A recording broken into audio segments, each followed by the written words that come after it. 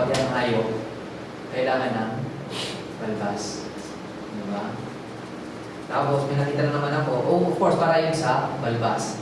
Doon sa pangalawang picture, ang manok, diba? Ang manok, sa unang picture, may bala, yung may buhok, balahibo, buhok. Sa pangalawang picture, wala nang buhok. Parang yung nakatay na niluluto na pa. Nakalagay din sa baba, nakita nyo, pati ang manok nakatakip. Na parang babae dapat nakatakip.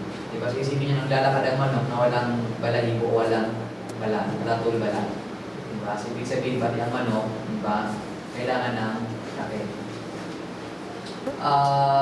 Ito namang mga mango na ito, nakita mo, sinasamba nila ang mga apoy. So hindi ko alam, wala pa ko nakikita ang mga tao sumasamba sa apoy.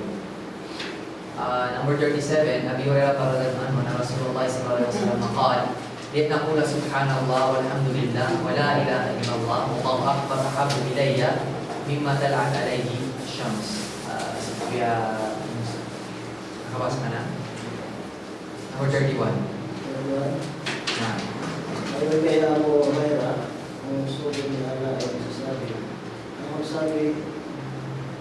Ang sabi ako ng Subhanallah, Subhanallah, alhamdulillah, Alhamdulillah, la ilaha illallah, at Allahu Akbar ay higit na kaibig-ibig sa akin kaysa anumang sinikatan ng araw. Ay, sinikatan ng araw. So ito yung isa rin sa mga kasabihan ng propeta na salita pero napakalaki ang kanya ganting pala. So nakita nyo, salita lang tapos ang ganting pala napakalaki. Diba?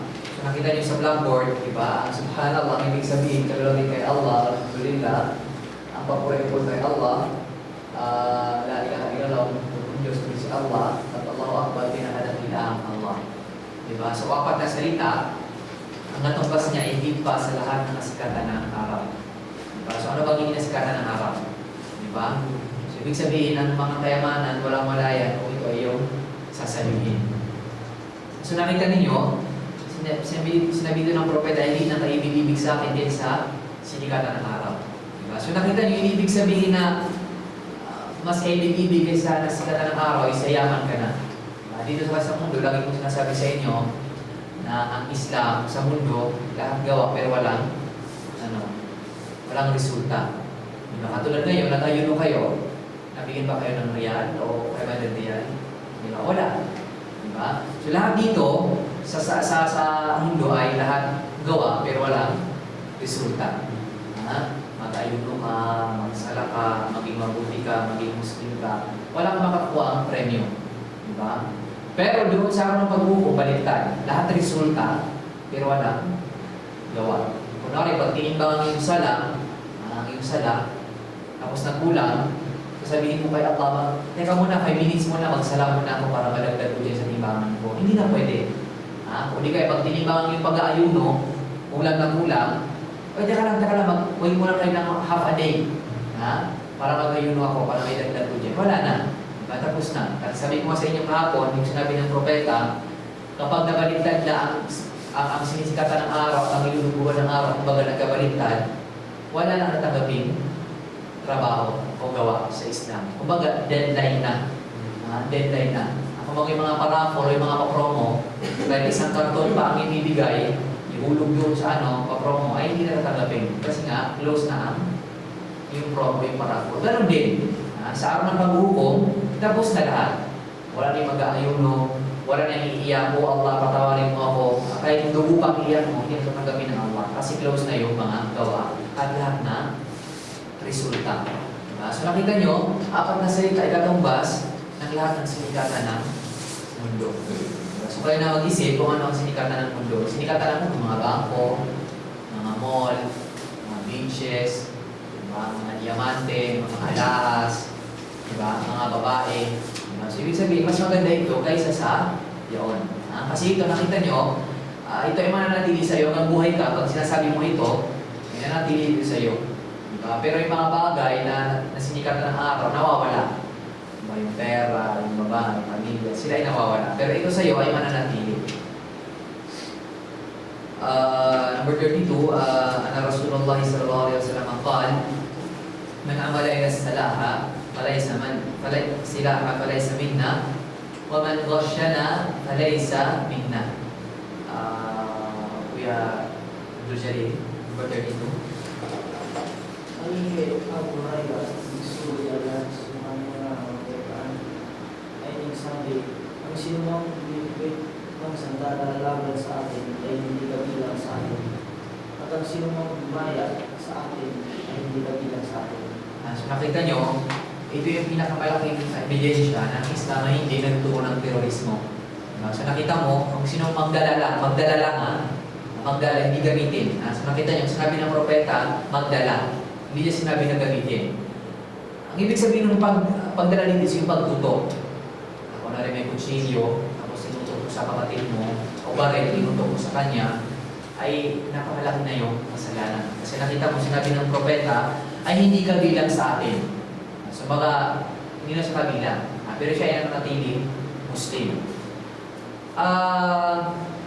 Sa isang hadith, sabi ng propeta, man asyara ila akhihi bin hadida, fa innal malaikata ta'lamu wa ikana akhahu li waqtihi aw ummi.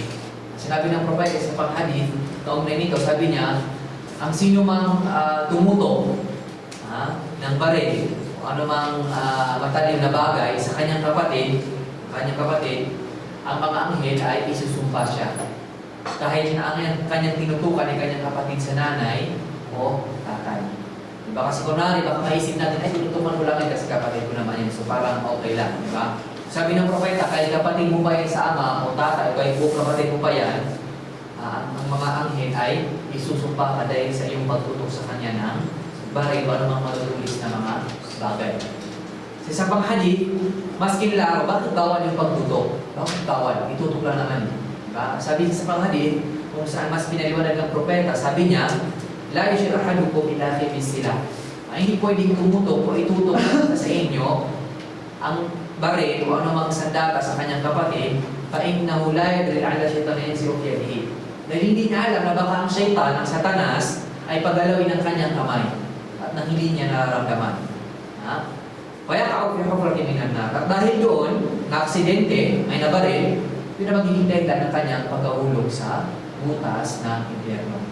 Kasi minsan, di ba, nagugulat ka na lang, naisip mo, bakit parang minsan, yung mga may nangyayari, ang akala mo walang bala. Di ba?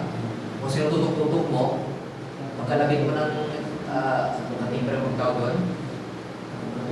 Kabitilyo, umutok. Kasi kung magtataka ka, walang bala yun. Hindi mo alam, ang satanas, baka nilagyan niya, di ba? Baka pinalimot niya sa iyo na may ilagay pala doon na, o may nakalagay pala doon na bala ng baril. So hindi posible kasi nakita nyo, nung panahon ni Eva at ni Adan, siya ay nag-anyong ahas. Kainin mo ako, ito yung puno ng apple. Kaya kumain. Hindi posible ang shaitan ay mahawakan ka niya o kaya gumawa ng sandata o gumawa ng bala doon sa baril. Sa pangalawang hadith, sabi pa niya, at ang sino mang dumaya sa atin ay hindi kabilang sa atin. Ang dahilan nito, nang sinabi ng propeta, ay minsan pumunta siya sa palengke, tapos yung mga tamar, alam yung tamar? Yung dates. Yung dates, nakalagay sa taas ng basket, mga fresh, magagandang uri ng dates. Nung pinasok ng propeta ang kanyang kamay, tapos nilagay siya sa loob, nasa baba ng basket, mga lata, mga sira ng dates. Diba? So syempre, yung mga negosyante man nagbibenta, pag sila ay magbibenta, hindi sila kukuha sa taas. Kukuha sila dun sa baba. O kung may stock man sila dun sa ilalim, dun sila kukuha. Kasi ang akala mo lahat yun, maganda. Kaya nga sabi ng propeta, ang sino mang dumaya o mandaya sa amin o sa atin, hindi kasama sa mga Muslim. Ibig sabihin, marami o malaki ang kanyang kasalanan. Which is ganito ang nangyayari sa panahon na ito. Sa Pilipinas, sa mga palengke, sa taas ng ng lamesa, ang mga fresh na fresh, mga isda, pula-pula pa ang mata. Di ba? Pero pag ikikilo na, nakita mo, doon siya kukuha sa baba. So ikaw naman, fresh na fresh, matutuwa ang misis. Pagbalik mo ng bahay, niluto ng asawa mo, nataglata na, hindi na mapilito kasi nagdawang kawanak na. Diba? So nakita mo, sabi ng propeta, na sinong lumayo natin hindi ka bilang sa akin. Pati yung mga timbangan, di ba? Pati yung mga timbangan, may daya, may sobra doon ng konting-konti. Di ba? So kahit ganun pa rin, mga gram pa rin, mahalaga pa rin yun. Di ba? Lalo sa mga bigas. Pero ngayon, nakita nyo, yung mga, yung bago na naman ngayon is, katulad dun sa amin, kunwari ang puhunan, 150, tapos binibenta, 250, kunwari. Tapos ikaw, wala bang tawag? 200 dapat na po yun ang puhunan namin. Diba? Sumpaman din ang pangpuhunan namin. Diba? Yung puhunan pala, 150. Tapos ang sabi niya, puhunan 200. Diba? So, yun ay mga uri ng pandadaya sa mga tao. O kung na, magandang tela yan. Ayun pala, hindi. So, ito yung mga uri, lahat ng uri ng pandadaya, hindi pwede sa Islam. Kasi nakita nyo, isa rin sa mga Wailul Mutaffifin, kasi yung mga chapter ng Quran, is yung mutafifin, yung mga sumusobra o yung kumukulang ng kilo sa panahon nila. Ang problema ng panahon nila sa Madina, pag ikaw, kilo ka sa kanila, kung bibili ka sa kanila, bubulangin ka nila, lolokohin ka nila. Pero pag sila ang bumili, kailangan tapat. Walang daya. Pero pag ikaw bibili sa kanila, may daya. Ito sa pinakamalaking kasalanan. So paano ikaw ay mo ng daya sa sarili mo, pero gusto mo yung pandadaya, Ayaw mo malamang. di ba? Ayaw magpalamang pero gusto mo lamang sa mga tao. Kumbaga, nagnanakaw ka, pero ayaw mong nakawan ka. Diba? So, paano nangyari yun? Diba? Yung ginagawa mo sa tao, ayaw gawin sa'yo ng tao. Diba? So, yun ay isa rin sa mga bawal sa Islam. Number 33, أن رسول الله صلى الله عليه وسلم قال إذا مات الإنسان انقطع عنه عمله إلا من ثلاث إلا من صدقة جارية أو علم ينتفع به أو ولد صالح يدعو له. Kung nagbabasa, sinabi ng propeta sa mga kanya ang kapayapaan, siya ay nagsabi, kapag namatay ang tao ay napuputol buhat sa kanya ang gawain niya maliban sa tatlo. Maliban sa kawang-gawang nagpapatuloy, palamang napapakinabangan o anak na matuwid at dumadalangin para sa kanya. Nakita niyo, maliban sa tatlo. Ibig sabihin, pag ako, tayo, tatay mo, mga Muslim, pag namatay, lahat ng kanyang gawin tapos na. Kaya hindi pwede kang manalangin sa kanya, sabihin, iligtas mo kami, tulungan mo kami, kasi tapos na siya. Wala na siya may tutulong. Bagkus, kung makapagsalita pa siya, bakit kayo nananalangin sa akin? Ako rin may pangangailangan. Di ba? Kaya yung mga iba, sinasabi nila, tulad ni Rudy Fernandez, di ba? Yung libingan daw niya, gumawa ka ng kwarto doon sa libingan mismo. Tapos, siyempre, mga mayayaman, di ba? Gumawa ka ng, hindi lang libingan mo na, ito, isang kwarto ng libingan, tapos may mga kwarto pa doon, mga mayayaman. Tapos, yung mga anak daw niya, doon daw parati doon. Pag nag-review, doon sila natutulog sa may libingan. May sarili daw kwarto doon. Tapos yung iba, si Laura Olivero naman, nananalangin kay Rudy Fernandez. Huwag mo kong pabayaan. Diba?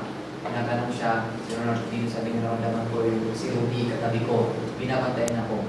Dito kasi nungalingan. Pag namatay ng isang tao, khalas, tapos na. Wala nang dahilan, wala nang paraan para matulungan ka, bumalik pa para bantayan ka. Wala na, tapos na. Diba, tapos na. Maliban sa tatlo, ito lang yung tatlo na patuloy. Maliban sa dito, wala na. Tutulungan ka niya, babantay, wala na. Maliban sa tatlo. Ano yun? Yung una, maliban sa kawang-gawang nagpapatuloy. Ano yung mga kawang-gawang nagpapatuloy? Kunwari, nagpatayo ka ng masjid. Hanggang may mga tao nagsasala doon, patuloy ang iyong gantimpala. Katulad ng masjid na yan, o anumang masjid sa buong mundo, kapag ikaw nagpatayo ng masjid, kahit lima lang ang kasya, walang problema, basta nagpatayo ka ng masjid. Hanggang may nagsasala doon, at hindi nagigiba, nasisira, patuloy ang iyong gantimpala, patuloy. Pangalawa, yung pag nagpatayo ka ng paaralan para sa Islam, tulad itong jariyat, nagpatayo ka, tapos yung mga tao natututo. Paano sila natuto? Dahil sa center na to. Kung walang center, na sila matututo. Kasi yung mga nagpatayo nito, pag namatay na sila, patuloy ang kanilang gantimpala. Hanggang may dumarating na para matuto, mag-aral. Katulad ng mga tubig na libre. Nakita nyo? Diba? Yan, pinapatayo yun ng mga mayayaman. Dahil hanggang may tubig at kumukuha ng tubig dyan, yan ay patuloy na nagbibigay sa kanilang gantimpala kahit sila ay namatay na. Kunwari din, yung Quran, pag pinamigay mo sa mga marunong magbasa, kunwari ako may nagbigay sa akin ng Quran, tapos namatay na nagbigay sa akin, hanggang nasa akin yung Quran na patuloy kong binabasa, patuloy na nagpupunta sa kanya ang kanyang, ang gantimpala. Katulad din kunwari, ang kotse, katulad ng kotse, yung dalawang kotse na nakikita nyo na Jaliat, yan ay binigay lang dito. So hanggang nagagamit yan para sa Islam, patuloy sa kanilang gantimpala. Katulad din kunwari, pag nagbigay ako sa mga damit, sa mga mahihirap, nanglugan o nabahaan, hanggang sa patuloy lang sinusunod ng damit na yon, ako ay may gantimpala. So nakita mo, yun yung mga paraan na kung saan patuloy ang mga gantimpala. Pangalawa is yung kaalamang napapakinabangan. Katulad dito, dahil sa akin, alhamdulillah, nalalaman niyo ang mga hindi dapat gawin, ang mga dapat gawin. Hanggang ginagawa ninyo, yung sinasabi ko sa inyo, ay bawal ito ba, pwede. So hanggang ginagawa nyo yun, at may tinuruan pa kayo mga bagong Muslim, ibang mga Muslim, patuloy sa akin ang aking gantimpala. Diba? So parang pyramid. Kung tinuruan mo kayo, tapos yung mga kapamilya ninyo, mga asawa ninyo, kunwari, mga kaibigan ng Muslim, tapos tinuruan ninyo naman ang ablution, paano magsala, paano mag-umrah. So, babalik sa akin ang gantimpala. So, yung mga tinuruan ninyo, pag tinuruan na naman yan ng iba, balik sa'yo, tapos balik na naman sa akin. Diba? Hanggang sa magunang mundo, pabalik-balik. Diba? So, ikaw, kaya nga, may mga tao na nalaging sa araw ng paghuhukom, sabihin niya, oh Allah, paano may ganito akong gantimpala? Samantalang alam ko yung mga ginawa ko. Wala akong ginawang ganyan. Naturuan ko lang, katulad ko na rin, 10 lang. Kaya bakit nakalista rito? 100. Baka nagkamali sa akin yan.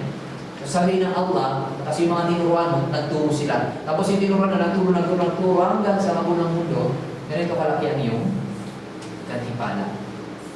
So ano pa kaya ang propeta? Yung propeta, sa kanyang pinakananggaling ang kaalaman. Diba? Magmula ng panahon niya, hanggang sa uling tao na mag-aaral, ibang pag-aaralan niya, ang salita ng propeta, salita ng Allah. So patuloy na bumabalik-balik sa propeta. Diba? Yung nagdala sa propeta, hanggang sa ngayon, na tinuturuan ko kayo, patuloy sa propeta ang kanyang gantimpala. Pangalaw is yung anak na matuwid na lumadalagi sa kanyang anak o tatay.